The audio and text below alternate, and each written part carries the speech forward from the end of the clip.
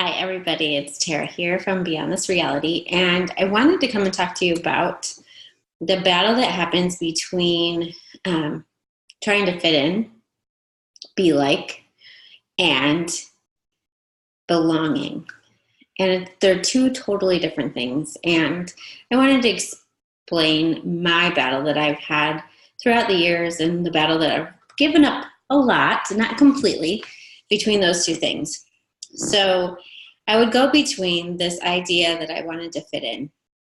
And when you want to fit in with one other person or a group of other people, what you do is you try and find what they're like and you try to be like that. So you try to find out what the rules of the group is. And a lot of times, let's just give a example is how do they dress? How do they wear their hair? What are the expressions do they use? What don't they say? What don't they talk about? What do they talk about? And so you tend to find where you can fit in and what things that you have to eliminate from your language, from your wardrobe, from the way that you walk, the kind of business that you do in order to fit in and to be like the rest and to follow their rules or get their approval or whatever it is. And so I would go from that space. And I did it in different groups. I did it with Christian groups, college groups, energy groups, schools of thought, all of it. And I would find that as I would go into it, there were parts of myself that I had to cut off or manipulate or maneuver in order to fit in that didn't feel comfortable to me. And so I would move out of that battle and go into the pendulum swing of belonging to myself and being true to myself and being all of myself. And then because I was battling, it was like this resistance piece. I would find that as I would belong to myself, I would be pulling away from the group and showing myself that like I didn't fit in. Belonging to myself felt like I didn't fit in anywhere. And so it felt like a resistance too. And I didn't even realize that what I was really needing to cultivate was a really rich belonging attitude, a really rich nurturing attitude to myself first. And in belonging to myself first, it was finding out what mattered to me, who I was, and that was ever changing. So there might be styles of clothes or the way that I wear my hair or anything else that changed. So I couldn't define myself by a way of being or a way of dressing or a way of thinking or talking or anything like that. It was really just not always checking where I fit and how to be in order to be like others or to be approved of others, but finding what my voice was and how it felt when it did change, what my opinions did change, and really being open to being me. When I moved from trying to fit in everywhere to truly nurturing the space of belonging to myself, I found that I didn't fit anywhere, but I found that I really started to belong everywhere, because everywhere I went, I belonged to me, and people really resonated with that space. They found that I wasn't looking to almost judge. When you're trying to fit in, you're judging what is right or wrong. And instead, I just showed up as this nurturing space of self-acceptance that allowed other people to self-accept themselves. So I feel like I belong everywhere now. And I don't fit in anywhere. I really don't fit in anywhere. But I feel way more comfortable in who I am, and that wherever I show up, I don't have to watch what I say or how I think or how I dress. I just show up as me. And it's a really nurturing place for other people too. And it's really an incredible blessing for me, because being this space, I tend to find that a lot of people gravitate and enjoy working with me because they tend to find that I'm not the space of constant judgment or evaluation. And I show up as the fullness of me, which allows them to show up as however they're being. Right? So the fullness of me means that I have areas of confidence and areas where I'm not confident. I have areas where I'm a master, and then areas where I'm not even a novice. Like, I'm so terrible. I can laugh at myself and I can be totally embarrassed. My kids really know like how to rile me up and push my buttons, and the fact that like I really do love to laugh at the fact that there's so many things that I can't do, and I'm incredibly comfortable with that these days. That I don't try only the things that I know I can master, right? That I'm willing to go out there and be really bad at badminton, and really silly at basketball, and really amazingly crazy at art. Like, you know, my oldest son, he doesn't understand how I do art. And sometimes I don't even understand how I do art. It's just an outflowing of who I am. I'm willing to be incomprehensible even to myself, and that is belonging to me. So I wonder how many of you out there feel like you don't fit in anywhere. And if you're willing to stop trying to fit in and just totally be you. I wanted to bring up like a silly thing, like the topic of hairstyles, right? Because this has been something that's come up in my own life, and it's also come up in my oldest son's life and even my youngest son's life. And what I would say to you is this: I've never had the clothes or the hairstyle that fit into society. I actually repel against the idea that I would dress like the majority. That feels really not fun to me. But I also didn't resist against. So the hairstyle or the clothes that I wear have nothing to do with resisting against fitting in. There's whole pockets of society that are like they fit in together because they're trying to be different than society. There was a part of me that longed to fit into one of them, whether it was the popular group or the alternative group or whatever. But the very being and essence of who I am wouldn't allow me to fit in anywhere. It just asked me to be. It wasn't to be alternative. It wasn't to fight against. It was just to be the expression of who I was in that day, at that time, in those moments.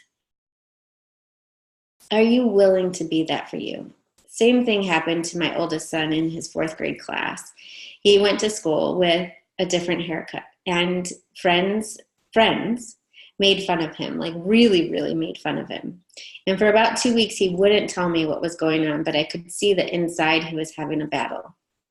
And finally, he was willing to open up to me, and he said, I'm just being made fun of daily for my haircut. Now, this is a really important moment as a parent in how you handle it. And you could say, so, let's go get your haircut so you stop getting made fun of. Like, it's not good to be made fun of, right? And instead, I gave him a few options that he didn't think that he had. And so I did give him the option, would you like to fit in and get your haircut? And I said, and then there's some other options that you get to choose. Would you like to stay with the same haircut and continue to go into school feeling sorry that you don't fit in and almost walking with the air of apology in front of these other kids? Or would you like to have the same haircut that you have now, walk in and be totally okay that they don't like it? Be totally okay and own the fact that you have this haircut and really love it yourself. And also have the knowledge that not everyone in 4th grade is given the freedom by their parents to have the kind of haircut that lights them up. Now, his haircut wasn't that alternative, but he chose option number 3, to own that haircut, to go in with the attitude, not attitude like, yeah, own this haircut, but just own it. Like, stop being the energy of apology. And so he went to school totally owning it. And the wildest thing, something I could have never anticipated happening, his friend that was mainly making fun of him went out and within a week had a haircut. He went out and got the same haircut. And then they became friends again, like in the fact that he wasn't being made fun of anymore. And it was a really interesting experience for him because he learned to own his own identity and to belong to himself, that he didn't have to push against a single crowd or a single person and do something so drastic to get attention, that he just got to be always him.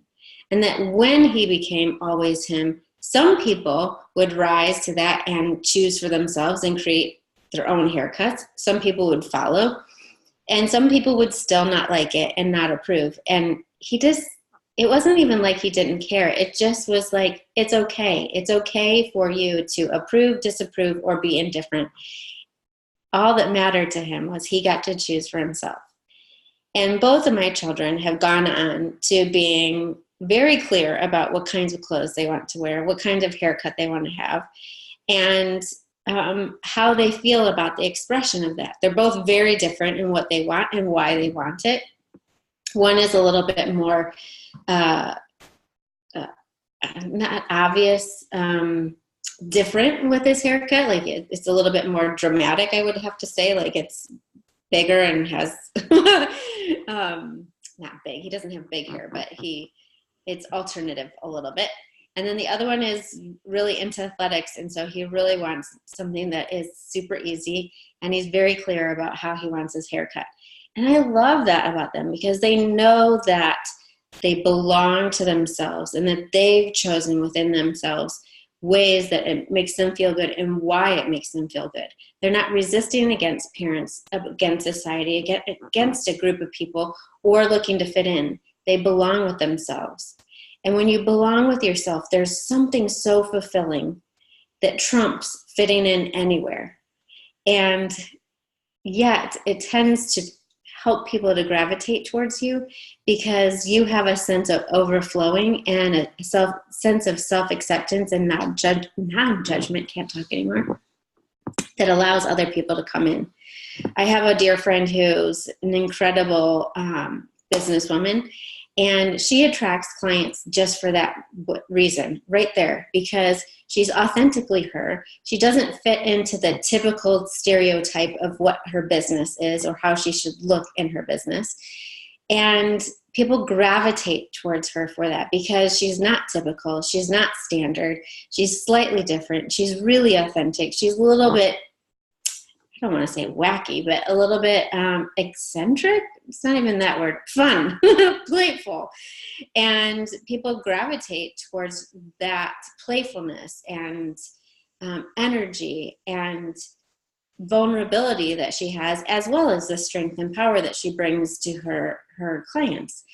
And it's really fun to see that when you're being you and when you're willing to belong to yourself, other people will feel more at ease in belonging to them too.